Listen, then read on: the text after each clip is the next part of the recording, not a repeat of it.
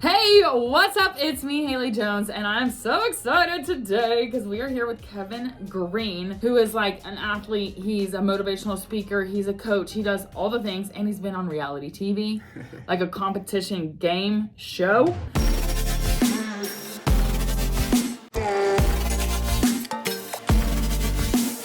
I'm super excited to talk about this, but first, we have rapid fire. Are you ready? I'm so ready.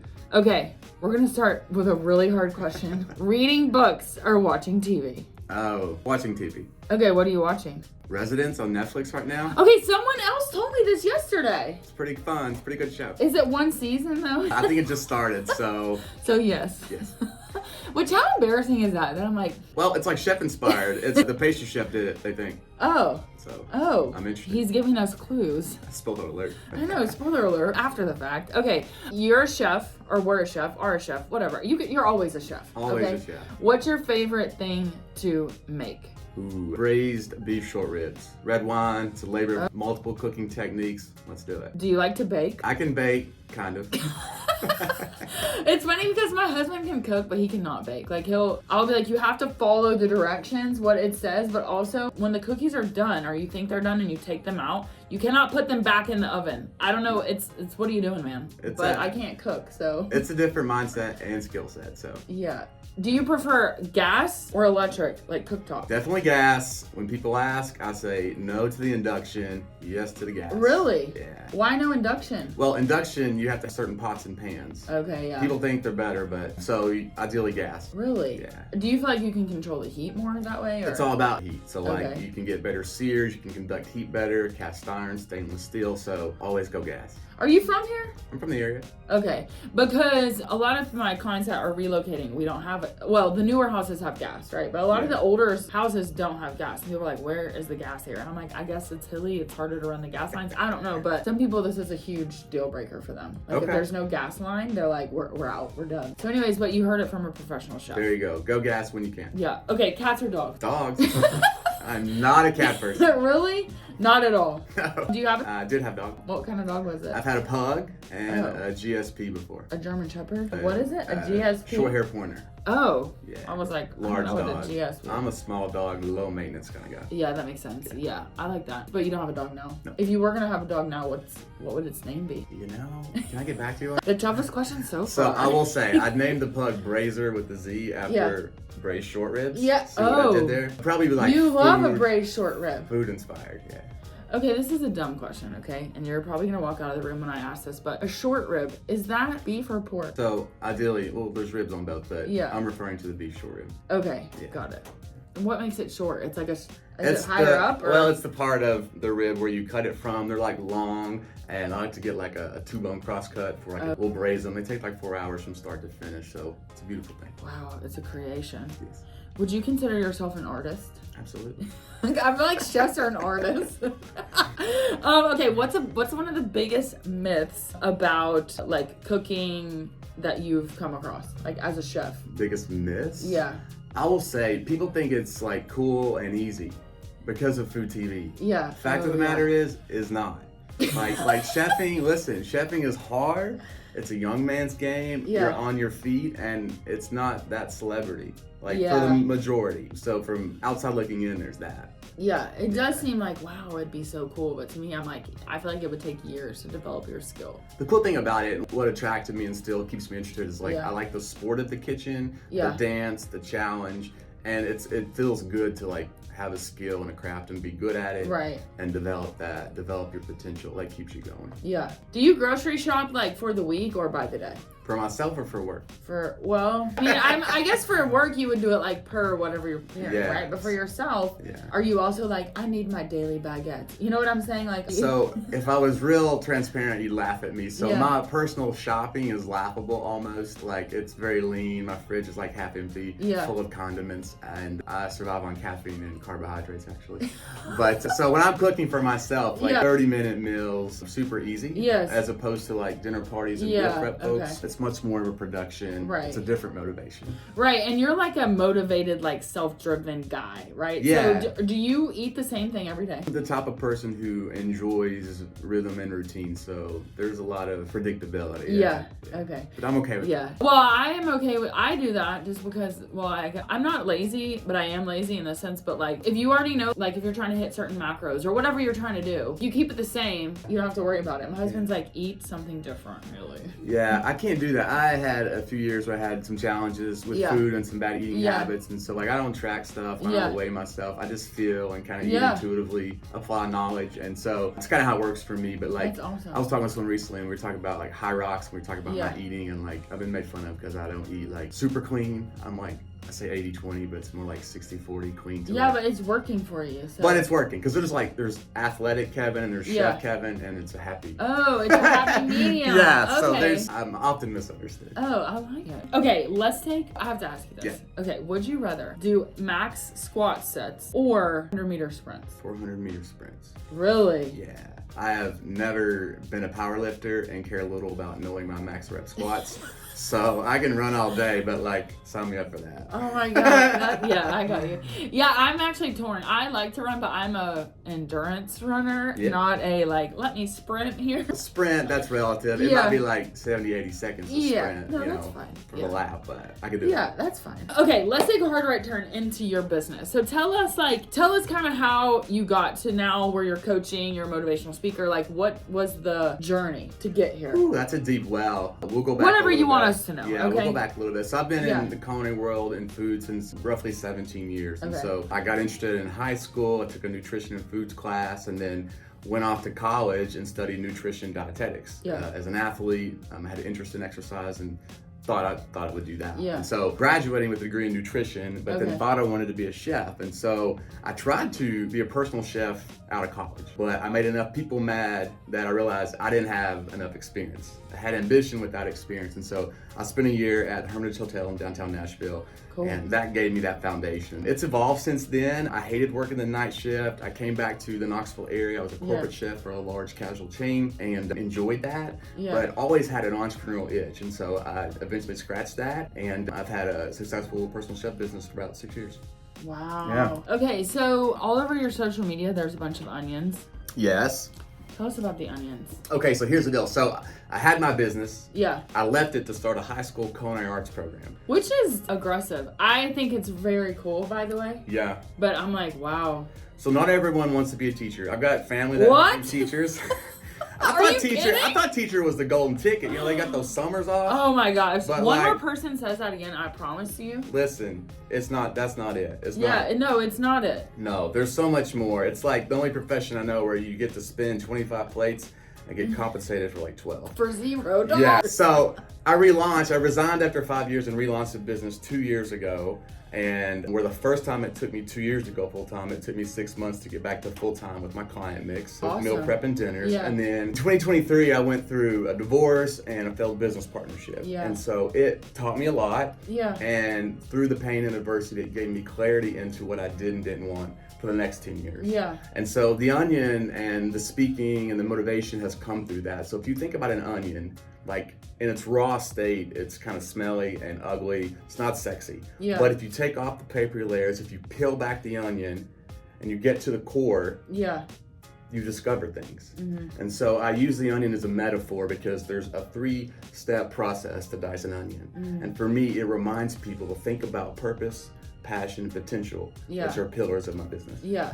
So in that 3 steps, in the purpose, in the passion, and the potential, and you know, on your website you talk about like people maybe feeling like they're not to their whatever their purpose is, or how do you know when you're at your purpose versus like something's just hard? Anything we're doing is going to have its difficulties. Yeah. But purpose is one of those big picture questions, and it's the thing that like wakes you up in the morning. It gives you meaning, and it's like this thing that like I feel like I was born to do. Yeah. It's the difference between a big picture project, a big picture purpose, and just like waking up like to pay the bills. Right. Like I had a dad who was a great provider, but he had this like one-liner. His elevator pitch was like, eat, sleep, and work. Well, I hear that and that's fine, but he was a different generation. Right. But to me, that sounds like survival. Yeah, who wants to just live to get by? Right. And so when I think about purpose, I think about myself and inspiring others to live for something greater than. Right. That's what it's about. Yeah. Something like maybe like greater than, like bigger than yourself, kind of. Yeah. So, and then what about passion? Like, how do you know, like within your purpose, are you like, okay, I feel passionate about this certain thing, or like, how does passion work? So for me, when I think about passion, I think about like what you're doing. Yeah. So if purpose is like who you are, if purpose is identity, then passion is that next layer of that onion. It's your activity. It's like, I know who I am, so I can know what to do. Right. And so for me, it's like, what are my activities? What are my interests? What are things that light me up that I'm good at, I'm competent in, and I can develop? That's what I'm going to do. Because a lot of people, they get in a career, they graduate, and they're like, I feel stuck, dead end job. This activity isn't the right fit. It's because they haven't thought about like how they're wired and who they are. Yeah. So they're in the wrong function. Right. So for me, passion is about your activity and your assignment. Yeah. Okay, and then of course the third one is potential. So is the potential like from this purpose and the passion is where the potential comes, like the long-term goal, or like what's the potential? So I think potential for me, I talk about capacity and seeds. So if you think of like a apple tree and orchards, like in every apple there's a seed, and that seed is equivalent to potential. And so for me, and this is what I talk about in my workshops and messaging, is like this framework of identity, activity, and expression. So if expression is potential, it's like brain wiring, function, mindset. So I have like, anxiety and mental health is a buzzword today, but I have a little bent towards OCD. I've always had a bent towards compulsive habits, and I've wrestled with that, and it's been an issue over the years, but I manage it. But for me, it's also a superpower because it's a strength I've learned to leverage. And for me, whether it's Hyrox competition, going on Chopped, my business, like I always want to get better, I always want to improve, and I'm motivated by progress. I think that speaks to potential. Okay, cool. Okay, so you mentioned Hyrox. So the people that are like, what is Hyrox? And we'll get back to business, but what is Hyrox? Hyrox is one of the hardest athletic endeavors I've ever done. So I grew up as a runner. I ran 2 years Division I cross country. And I've done a lot of road races. I did CrossFit for a couple years.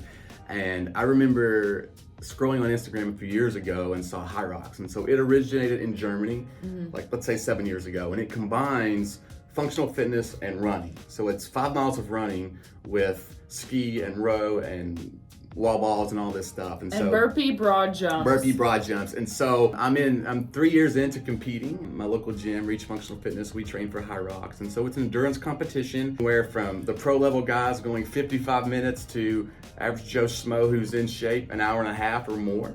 But it's an amazing athletic competition, and it's my kind of fun, I guess.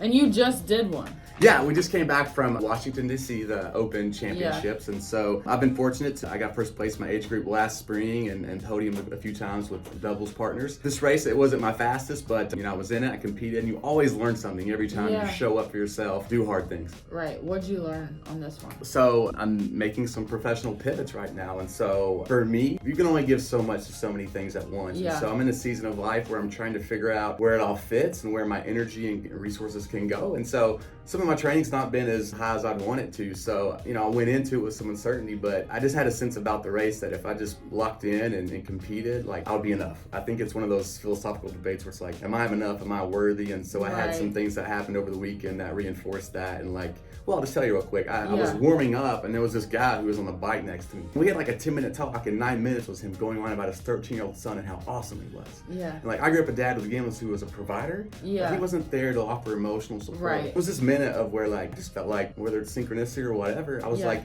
being affirmed by this guy who just couldn't stop talking about his kid. I was like, I'm loved. It was just like, it was a cool moment. So that's what I learned from this weekend. That's cool. That's awesome.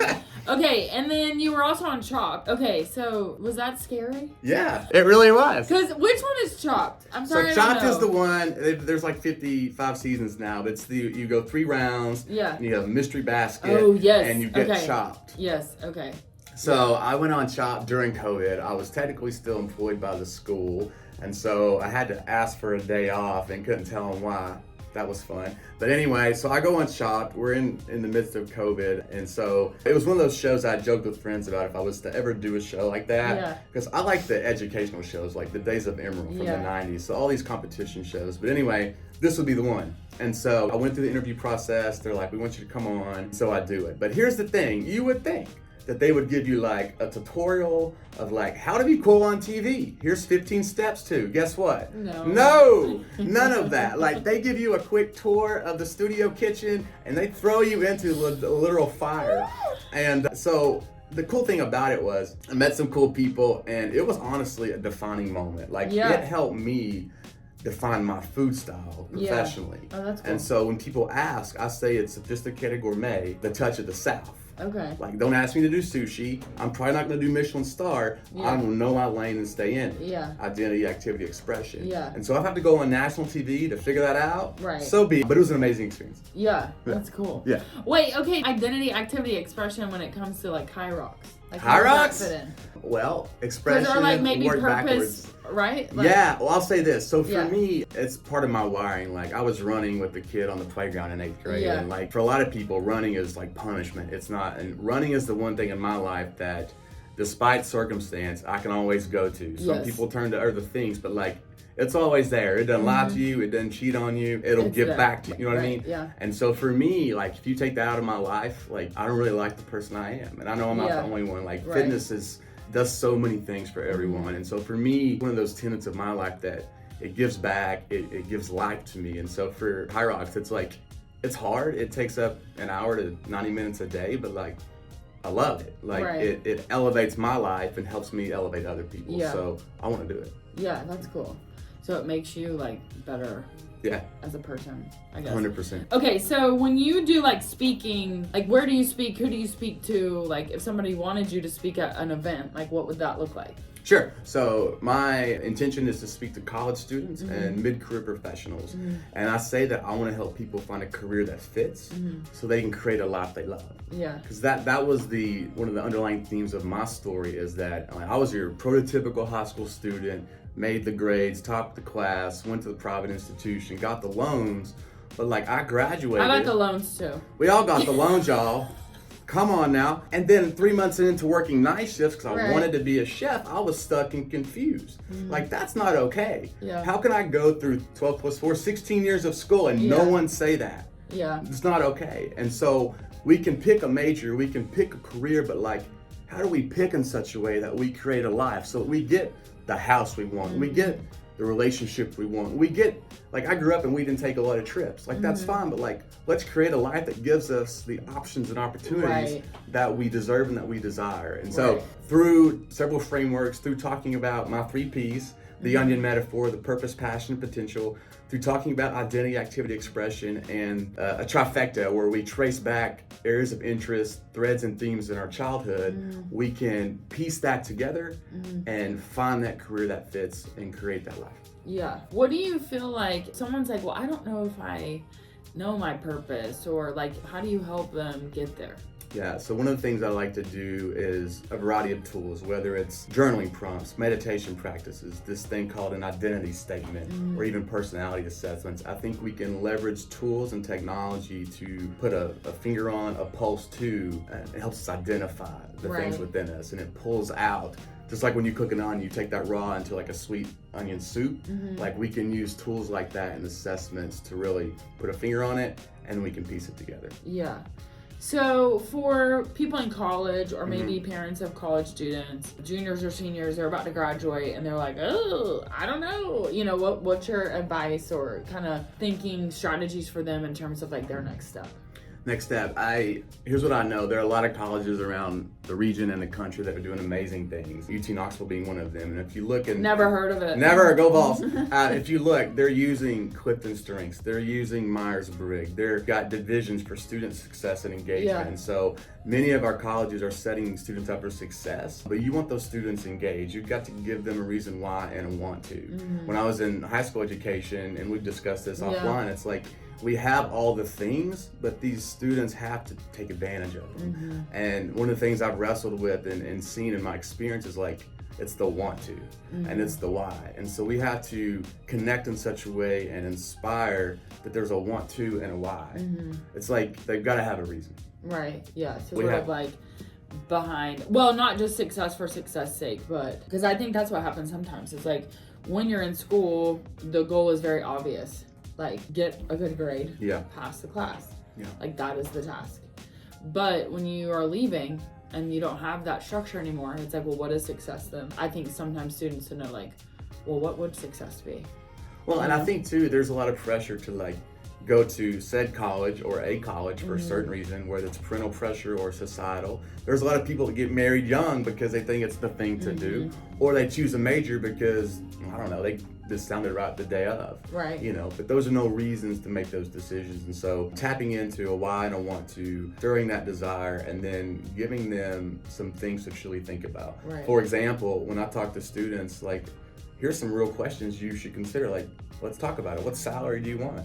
Where do you want to live? If you want to be a photographer for National Geographic, probably shouldn't stay in Knoxville. Are you big city or small town? And these are things I did or didn't think about so well. And so it's like, let's consider these things and let's make sure it's an authentic path for you as an individual, because it's something you gotta live with for the next, it's you know, your every life. Yeah, it's your life. It's your life. Yeah, and then what about like mid-career professionals? Like, who exactly is that? Like, where are they in their career? And then what is the support for them look like? So these are folks, in my mind at least, like when I was in corporate, you know, I had conversations with people and I was in a place where there were changes at the top. Yeah. It was a very tough environment. And these are people that had a degree in accounting, but was working in a different department in the office and had 3 kids, a mortgage, and 2 dogs. And it's like they were stuck. Right. I was at that time not stuck, and I had the opportunity to take some risks that maybe they couldn't. But it's like, it's the folks that are like, you know, I've been doing this for a while, I'm stuck and frustrated, no longer fulfilled. So either I need a reboot and a reset, or it's for that person that maybe wants to have that side hustle or make a pivot. And so it's people in different boats, but the underlying themes are the same. Like, they want to be happy, they want to be fulfilled, and they want to feel like they're living on purpose. And so again, these tools and assessments and these different ideas here can help us tap into that, unpack it, peel back those layers, and then make something sweet out of their life. Yeah, make something sweet out of Like that. Yeah, that was perfect. I mean, you should go to his Instagram for real. He's like got all these different like onion graphics. And I'm like, oh, that one's a good one. There you go.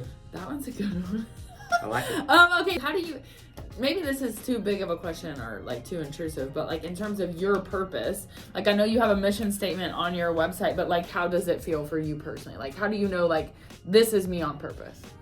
That's a great question. I'll answer it with this. There are things we can do. Yeah. Let's say occupational things or professional pursuits that motivate us, keep us up at night, and make us feel energized. I had a coach ask me the question a few months ago. She's like, how do you want to feel in the morning when you wake up?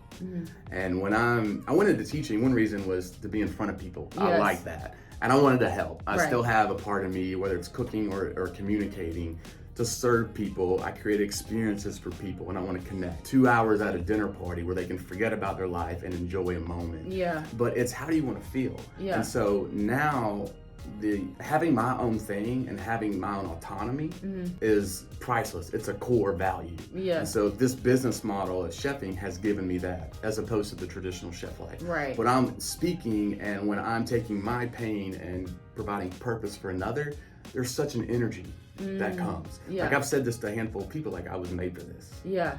And when you can say that, like, it's clarifying.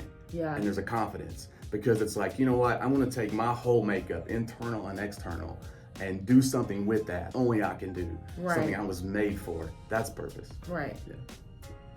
That was like a mic drop right there. Boom. Okay, if people want to work with you, where should they go? What should they do? What would that look like? Yes, so you can find me on Instagram and LinkedIn. I am on TikTok, but second level priority. It's a grind, TikTok. Oh, you know, that's not really my vibe. We were talking about being authentic. I'm not a dancer. So I'm on. You don't have to dance, but you have to have the algorithm like. So I'm on Instagram. It's currently at Chef Kevin Culinary. You can find me on LinkedIn at Kevin Green Elevates, and then my speaker website is kevingreenelevates.com. Cool. And are you still chefing or no? So I'm still chefing, and I'm open. I'm booking for events and workshops as well. Oh. And so reach out. We'll talk. Cool. Awesome. Okay, is there anything that I haven't asked you that you're like, we have to talk about this? Okay, I'm gonna check my my notes. Well, because I selfishly want to ask you all things about like Hyrox. Oh, go ahead. Go ahead. So when you're talking about finding passion and purpose, and I think this is really about like people taking like the step. So like you've taken the step to follow your purpose, right? And build this business. How does like comfort fit into that? And then also, how do you know when it is the right step? Wow. So here's what I will tell you. So I was a corporate chef for 4 years. Yeah.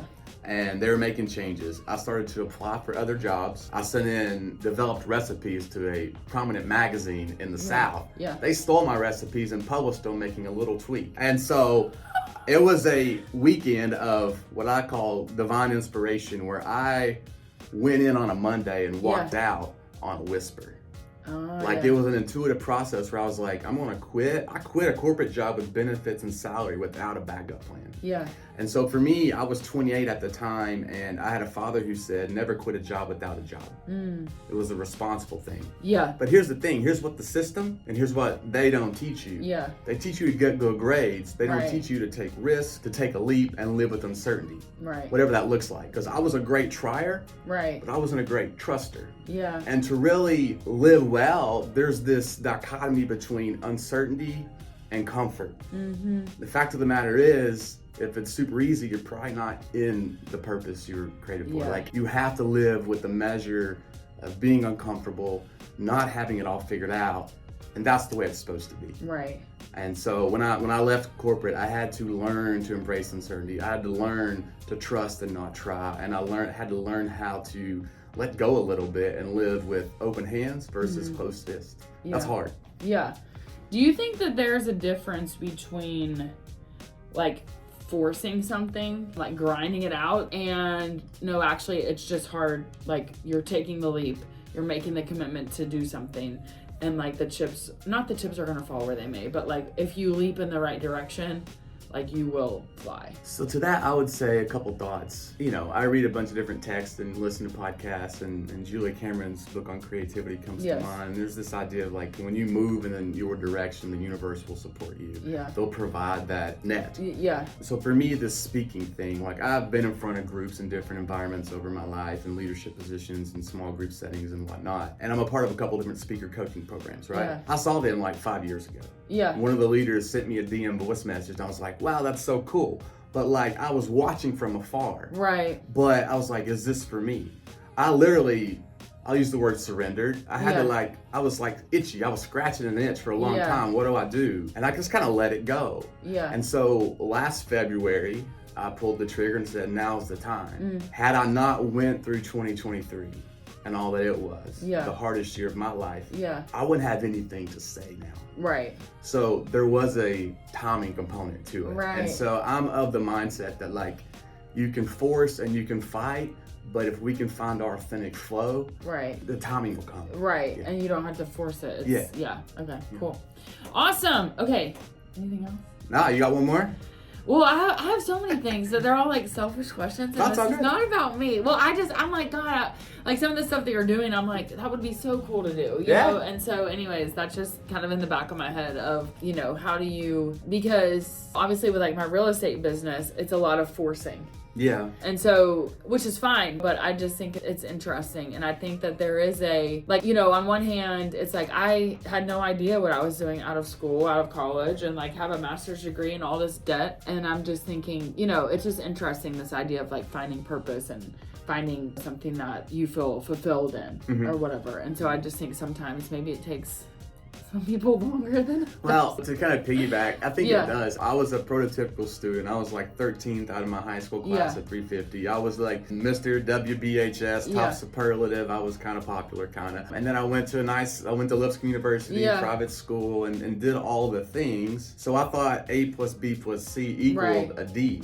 And D didn't really come. Right. And everyone's story is made up, everyone's life equation is made up of different variables, so you can't compare apples to apples. But I was like, how does this go together? Right. You know? And so my career trajectory has not been textbook, and I assumed it would have been. Right. And I also assumed that everyone else around me was, but that's not true either. But so I've had a lot of ups and downs and pivots, but at the end of the day, I think somehow this was still plan A for me, and I've had to go through the things I've been through so I can help other people. I think that's me, that overcoming perfectionism and that type A trying to let go a little bit. Yeah, So for sure. it doesn't have to be textbook, and everyone's time is different. Yeah, for sure. Yeah. Awesome. Yeah. Well, thank you so much. You're this very is welcome. Awesome. Very welcome, Haley. And maybe you'll see us both at a Hyrox sometime. I want to do one so bad. You should do it. Anyways, cool. Awesome. Thank you so You're much. very welcome. Okay, go to kevingreenelevates.com. That's it. And then you can also find him on Instagram and LinkedIn are his two primaries. We'll link those as well. So thank you so much. You're very welcome. Appreciate it. Awesome. See you guys later. See ya. Bye.